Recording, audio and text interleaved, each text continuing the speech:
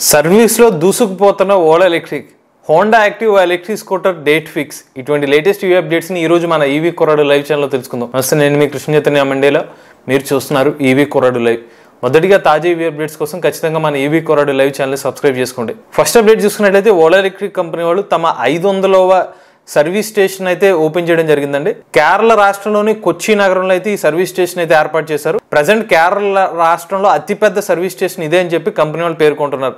మరొక మైలురాయి ఏంటంటే గత వారం రోజుల్లోనే ఓలా ఎలక్ట్రిక్ కంపెనీ వాళ్ళు ఏకంగా 50 సర్వీస్ స్టేషన్స్ అనేవి ఏర్పాటు చేయడం జరిగింది. సో ఒక మంచి విషయం, ఓలా ఎలక్ట్రిక్ కంపెనీ వాళ్ళ కస్టమర్ సంఖ్య ఇప్పటికీ 5 లక్షల కస్టమర్ చేరింది. కాబట్టి ఇప్పుడు సర్వీస్ సెంటర్లు అయితే చాలా అవసరం. చాలా మంది ఇప్పటికీ కస్టమర్లు చెప్పేది కొంచెం సర్వీస్ ఫాస్ట్గా ఉంటే బాగుంటుందని చెప్పి దానికి అనుగుణంగానే ఇప్పుడు ఓలా ఎలక్ట్రిక్ కంపెనీ వాళ్ళు ఫాస్ట్గా సర్వీస్ సెంటర్స్ అయితే ఏర్పాటు చేస్తున్నారు. స్టిల్ ఇప్పటికీ 500 సర్వీస్ సెంటర్స్ అంటే తక్కువైనా చెప్పాలి. ఎందుకంటే వాళ్ళ కస్టమర్ సంఖ్యని మన రేషియో కానీ తీసుకుంటే కనుక మరిన్ని ఏర్పాటు చేయాల్సిన అవసరం అయితే ఉంటుంది. ఈ పోస్ట్ని పెట్టిన తర్వాత ఎక్స్ ప్లాట్ఫామ్లో కొంతమంది సెటర్స్ కూడా వేస్తున్నారు. సర్వీస్ సెంటర్లు అయితే పెడుతున్నారు కానీ సర్వీస్ ఎక్కడ ఉండట్లేదు, కొంచెం చూసుకోండి అని చెప్పి. నెక్స్ట్ అప్డేట్ చూస్తే తాజాగా ఉత్తర భారతదేశంలో ఒక సంఘటన అయితే చోటు చేసుకుందండి. ఒక ఎలక్ట్రిక్ ఆటో రిక్షా నడిపే ఒక డ్రైవర్ ఎవరైతే ఉన్నారో అతని మీద ఒక కస్టమర్ ఒక నింద వేశారు. తన సిలిండర్స్ నువ్వు దొంగలించావని చెప్పి ఒక కస్టమర్ అతని మీద నింద వేయడంతో ఆ కస్టమర్ మీద పగ తీర్చుకోవడానికి ఏకంగా ఆ ఎలక్ట్రిక్ ఆటోకి అతను ఉంటే దాన్ని ఆటోని ఈడ్చుకుంటూ వెళ్ళిపోయారు అనమాట. ఈ వీడియో అనేది ప్రజెంట్ అయితే సోషల్ మీడియాలో బాగా వైరల్ గా మారింది. ఇది కరెక్ట్ కాదు. ఎందుకంటే ఒక నిజంగా కస్టమర్కి ఏదైనా పగ ఏమన్నా ఉంటే మాట్లాడి తేల్చుకోవాలి తప్పిస్తే అతను ప్రాణాన్ని పోయే విధంగా అలాగ ఆటో మీద ఈడ్చుకెళ్ళడం అనేది కరెక్ట్ కాదు. కాస్త అదృష్టపరిచే విషయం ఏంటంటే ఈ ఎలక్ట్రిక్ ఆటో రిక్షాల స్పీడ్ లిమిట్ 25 కిలోమీటర్ల వరకు ఉంటుంది. కాబట్టి మరీ పెద్ద గాయాలు లేకుండానే ఆ పర్సన్ ఎవరైతే ఉన్నారో బయటపడడం జరిగింది. నెక్స్ట్ అప్డేట్ చూస్తే హోండా కంపెనీ నుండి యాక్టివ్ ఎలక్ట్రిక్ స్కూటర్ సంబంధించిన మ్యానుఫ్యాక్చరింగ్ అప్డేట్ అయితే వచ్చేసిందండి. మొన్నటి వరకు హోండా కంపెనీ వాళ్ళు తమ మ్యానుఫ్యాక్చరింగ్ ప్లాంట్ లో ఎక్కువ ప్రొడక్షన్ అయితే చేయట్లేదు. కరోనా టైం ఎప్పుడైతే వచ్చిందో అప్పుడు కాస్త మ్యానుఫ్యాక్చరింగ్ ప్లాంట్ ప్రొడక్షన్ ఏదైతే ఉందో కొంచెం తగ్గించుకుంటూ వచ్చారు. అయితే తాజాగా గుజరాత్ మరియు కర్ణాటక ఈ 2 రాష్ట్రాలు అయితే మరికొన్ని మ్యానుఫ్యాక్చరింగ్ యూనిట్స్ అయితే యాడ్ చేయడం జరిగింది. ఇక కస్టమర్లు ఎప్పుడెప్పుడు అని ఎదురు చూస్తున్న Honda active electric scooter manufacturing అనేది డిసెంబర్ నెలలో ప్రారంభం కాబోతుంది కర్ణాటక రాష్ట్రంలోని మ్యానుఫ్యాక్చరింగ్ ప్లాంట్ వద్ద. ఇక ఈ ఎలక్ట్రిక్ స్కూటర్ని హోండా కంపెనీ వాళ్ళు 2025 సంవత్సరంలో అయితే మార్కెట్లోకి లాంచ్ చేయబోతున్నారు. వాస్తవానికి 2024 సంవత్సరంలోనే హోండా కంపెనీ వాళ్ళు యాక్టివ్ ఎలక్ట్రిక్ స్కూటర్ లాంచ్ చేయాల్సి ఉండాలి. మార్చి నెల కల్లా లాంచ్ చేయాలి. బట్ అది డిలే అయింది.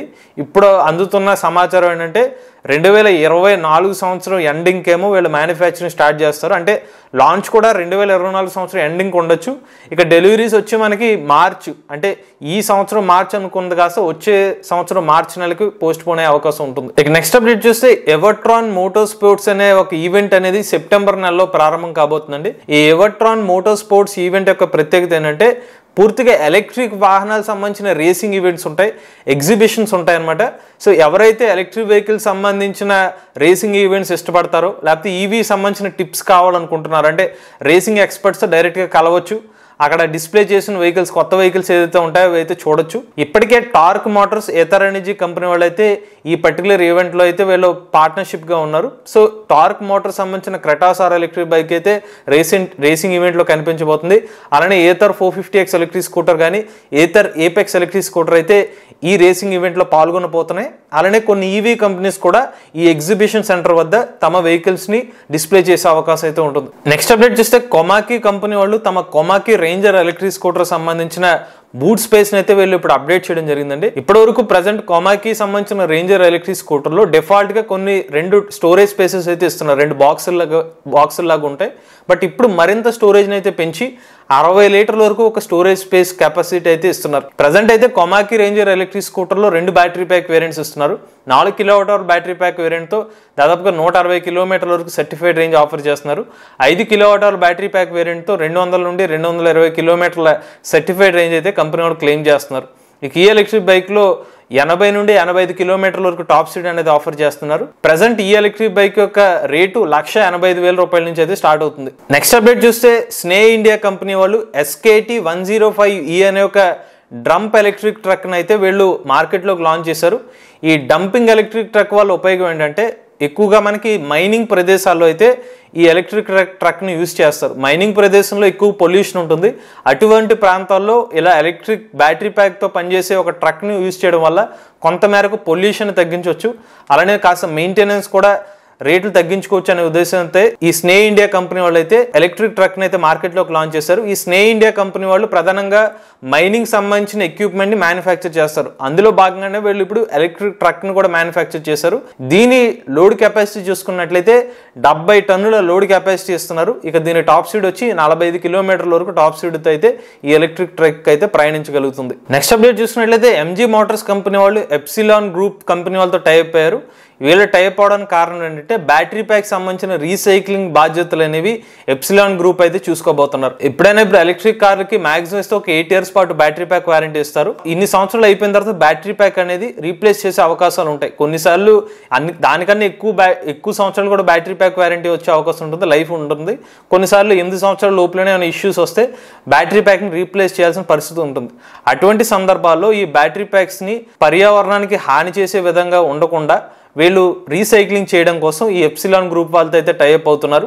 అలానే పవర్ ఈవీ అనే ఒక కంపెనీ వాళ్ళతో కూడా వీళ్ళు టైఅప్ అవుతున్నారు. ఈ పవర్ ఈవీ కంపెనీ వాళ్ళు ఏం చేయాలంటే ఏసీ మరియు డీసీ ఛార్జింగ్ స్టేషన్స్ అయితే ఇన్స్టాల్ చేయబోతున్నారు. ఎక్కడైతే ఎంజీ సంబంధించిన కస్టమర్స్ ఎక్కువగా ఉంటారో ఆ ప్లేసెస్ని టార్గెట్ చేసి వీళ్ళు ఛార్జింగ్ స్టేషన్స్ అనేవి ఇన్స్టాల్ చేయబోతున్నారు.